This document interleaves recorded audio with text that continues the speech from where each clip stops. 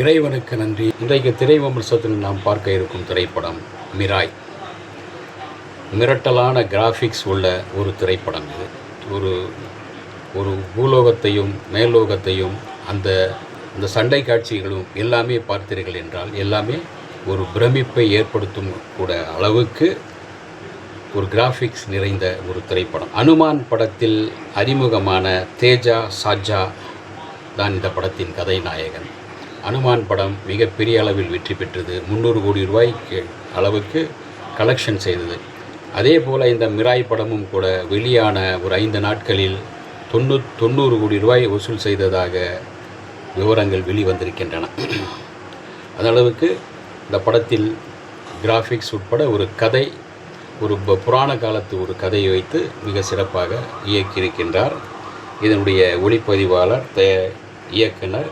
படத்தின் நாயகனாக தேஜா சஜ்ஜா, நாயகியாக ரித்திகா நாயக், எதிர்நாயகனாக மனோஜ் நடித்திருக்கின்றார். மற்றும் ஜெயராம், சுரேயா அவருடைய அம்மாவாக, நாயகனின் அம்மாவாக ஜெகதி பாபு மற்றும் பலர் நடித்திருக்கின்றனர். ஒளிப்பதிவு மற்றும் டைரக்ஷனை கார்த்திக் கட்டா மேனினி இயக்கி இருக்கின்றார். மிக சிறப்பான ஒரு கலக்கலான ஒரு கிராஃபிக்ஸ் மூவி தான் இது. பேரரசர் அசோக சக்கரவர்த்தி அவருடைய 9 ரகசியங்கள் பற்றிய புத்தகங்கள் கதை தான் இது. கலிங்கத்து போரில் வெற்றி வாகை சூடிய அசோக சக்கரவர்த்தி தன்னால் ஏற்பட்ட பேரழிவுக்கு மனம் வருந்துகிறார். தன்னிடம் உள்ள சக்திகளை 9 புத்தகங்களில் அடக்கி வைக்கின்றார். வில்லன் அந்த 9 புத்தகங்களையும் 8 புத்தகங்கள் அவனை வாங்கிவிட்டு அவன் வசமாகி விடுகிறது. 9வது புத்தகத்தை எப்படியாவது தன்வசப்படுத்த வேண்டும் என்று நினைக்கின்றான். அந்த 9வது புத்தகம் அவனுக்கு கிடைத்தால் அவன் சாகாவரம் பெறலாம் என்கின்ற ஒரு தந்திரம் அதில் இருக்கிறது. எனவே சாகாவரம் பெறுவதற்காக தந்திரங்கள் நிறைந்த அந்த புத்தகத்தை அவன் எதிர்பார்க்கின்றான். ஒரு கட்டத்தில் அதை கைப்பற்றவும் நினைக்கின்றான்.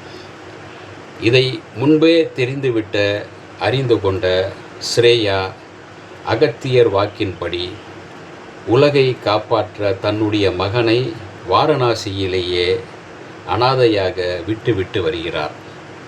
அவர் அனாதையாக வளர்ந்து ஒரு கட்டத்தில் ஆளாகி ஒரு இளைஞனாக வரும்போது அவருக்கு ஜெயராமின் அறிமுகம் கிடைக்கிறது. ஜெயராம் தான் அவரை மறுபடியும் தன்னுடைய அம்மாவை சந்திக்க அனுப்பி வைக்கின்றார். அந்த ஒரு சித்தராக, சுவாமியாக கஜபதி பாபு இருக்கிறார். கஜபதி பாபு தான் அவரை மறுபடியும் அவருடைய அம்மா இடத்தில் எடுத்து போகவும், இவருக்கு என்று அந்த ஆற்றல் மிக்க ராமரின் ஆயுதம் மிராய் கிடைக்கவும் வழிவகை செய்கின்றார். சரி, வில்லன் அந்த புத்தகத்தை இவரிடமிருந்து பறிக்க பார்க்கும்போது அந்த புத்தகத்தை ஹீரோயின் கையில் கொடுத்து இவரும் அந்த புத்தகத்தோடு வரும்போது வில்லன் அந்த புத்தகத்தை எடுத்துக்கொள்கின்றான். எடுத்துக்கொண்டதோடு இல்லாமல் அவர் வருகின்ற ட்ரெயினின் ரயில் பாதையில் மிகப்பெரிய ஒரு பள்ளத்தை தோண்டி விடுகின்றான். அதோடு கவிழ்ந்த இவர்கள் இறந்து விட வேண்டும் என்பதுதான் அவனுடைய சாகசமான ஒரு திட்டம். ஆனால் அந்த திட்டத்தை முறியடித்து எப்படி வில்லனுக்கும் ஹீரோவுக்கும் மிகப்பெரிய ஒரு சண்டை நடக்கின்றது. அந்த சண்டையின் முடிவில் யார் வென்றார்கள்? அந்த 9வது புத்தகத்தை ஹீரோ கைப்பற்றினாரா அல்லது வில்லன் கைப்பற்றினாரா என்பதே கிளைமாக்ஸ். வில்லனிடமிருந்து தன்னை தற்காத்து கொள்ள வில்லனுடைய அந்த ஒரு கை கவசம் ஒன்று இருக்கும். அதை அடைந்து கொண்டால் அப்படியே அவர்கள் உறைந்து போய் இறந்து விடுவார்கள். அத்தகைய அந்த கை கவசத்தில் இருந்து அவன் எப்படி அவனுடைய தாயார் மற்றவர்களை கை கவசத்தில் இருந்து காப்பாற்றினாரோ அதே போல ஹீரோவும் அந்த கை கவசத்தில் இருந்து உள்ளே சென்று தன்னையே எரித்து கொண்டு மற்றவர்களை காப்பாற்றுகிறார்.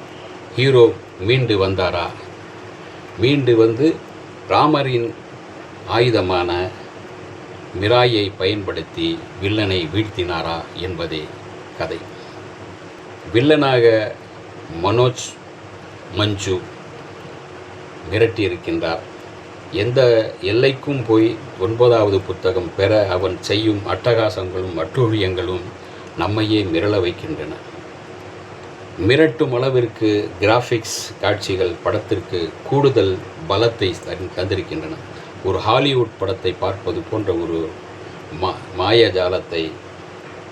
மாயாஜால உலகத்தை நம் கண்முன்னால் சஞ்சரிக்க வைத்து விடுகின்றார் இயக்குனர்.